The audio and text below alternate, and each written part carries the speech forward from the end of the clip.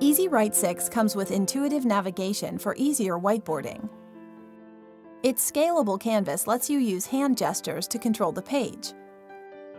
After tapping the Select tool, move around the canvas by dragging 2 fingers on the screen or zoom in and out by pinching.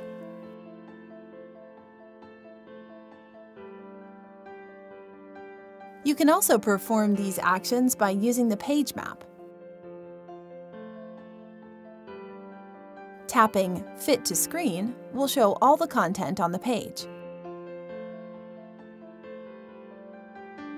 You can add new pages by tapping the plus icon and then flip from page to page using the navigation arrows.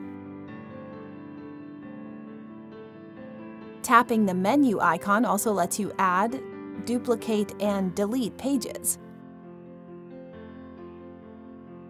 If you're working with many pages, you can tap a thumbnail to skip to that page.